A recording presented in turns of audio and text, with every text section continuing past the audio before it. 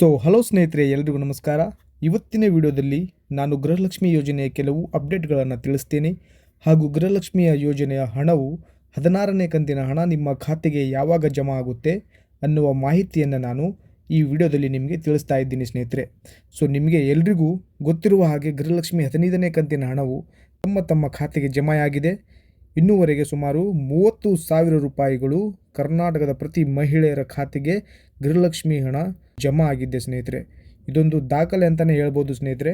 ಗೃಹಲಕ್ಷ್ಮಿ ಹಣದಿಂದ ಬಹಳಷ್ಟು ಮಹಿಳೆಯರು ತಮ್ಮ ಕನಸುಗಳನ್ನು ನನಸು ಮಾಡಿಕೊಂಡಿದ್ದಾರೆ. ಅಂದರೆ ಗೃಹಲಕ್ಷ್ಮಿ ಹಣವನ್ನು ಎಲ್ಲೂ ಖರ್ಚು ಮಾಡದೆ ಹಣವನ್ನು ಜಮಾ ಮಾಡಿಕೊಂಡು ಕೆಲವು ಮಹಿಳೆಯರು ತಮ್ಮ ಹಣವನ್ನು ತಮ್ಮ ಹೊಲದಲ್ಲಿ ಬೋರ್ವೆಲನ್ನು ಹಾಕಿಸಿರುವುದಾಗಲಿ, ಹಾಗೆ ಕೆಲವು ಮಹಿಳೆಯರು ಬಂಗಾರವನ್ನು ತೆಗೆದುಕೊಂಡಿದ್ದರೆ, ಹಾಗೆ ಇನ್ನು ಕೆಲವು ಮಹಿಳೆಯರು ತಮ್ಮ ಮನೆಯ ಖರ್ಚನ್ನು ನಿಭಾಯಿಸಿಕೊಂಡು ಹೋಗಿದ್ದಾರೆ ಸ್ನೇಹಿತರೆ. ಈ ರೀತಿಯಾಗಿ ಹಲವಾರು ರೀತಿಯಲ್ಲಿ ಗೃಹಲಕ್ಷ್ಮಿ ಹಣವು ಉಪಯೋಗಕಾರಿಯಾಗಿದೆ ಸ್ನೇಹಿತರೆ. ನಿಮಗೆ ಮಾಹಿತಿಗಾಗಿ ಹೇಳ್ತೀನಿ, ಭಾರತದಲ್ಲಿನ ಯಾವ ರಾಜ್ಯವು ತಮ್ಮ ರಾಜ್ಯದ ಪ್ರತಿ ಮಹಿಳೆಯರಿಗೆ 30,000 ರೂಪಾಯಿಗಳು ಖಾತೆಗೆ ಜಮಾ ಮಾಡಿಲ್ಲ. ಅದನ್ನು ಕರ್ನಾಟಕ ಸರ್ಕಾರ ಮಾಡಿ ತೋರಿಸಿದೆ ಸ್ನೇಹಿತರೆ. ಅಂದರೆ ನಾನು ಹೊಗಳ್ತಾ ಇದ್ದೀನಿ ಅಂತಲ್ಲ, ಜಸ್ಟ್ ಫಾರ್ ಇನ್ಫಾರ್ಮೇಷನ್ಗಾಗಿ ನಿಮಗೆ ತಿಳಿಸ್ತಾ ಇದ್ದೀನಿ. ಇವಾಗ 16ನೇ ಕಂತಿನ ಹಣ ಯಾವಾಗ ಬರುತ್ತೆ ಅಂತ ಹೇಳೋದಾದರೆ, 15ನೇ ಕಂತಿನ ಹಣ ಡಿಲೇ ಮಾಡಿ ಹಾಕಿದ್ರು.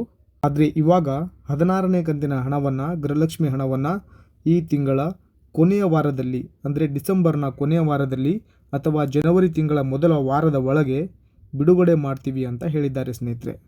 ಈಗಾಗಲೇ ಗೃಹಲಕ್ಷ್ಮಿ ಹಣವನ್ನು DBTಗೆ ಪುಷ್ ಮಾಡಿದ್ದಾರೆ.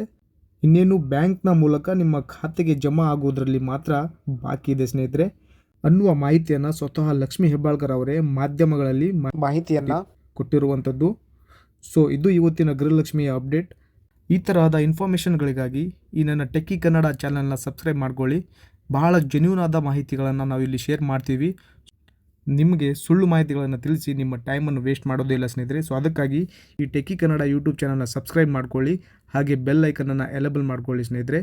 ಹಾಗೆ ವಿಡಿಯೋನ ಲೈಕ್ ಮಾಡಿ, ಶೇರ್ ಮಾಡಿ ಸ್ನೇಹಿತರೆ. ಧನ್ಯವಾದಗಳು ಸ್ನೇಹಿತರೆ.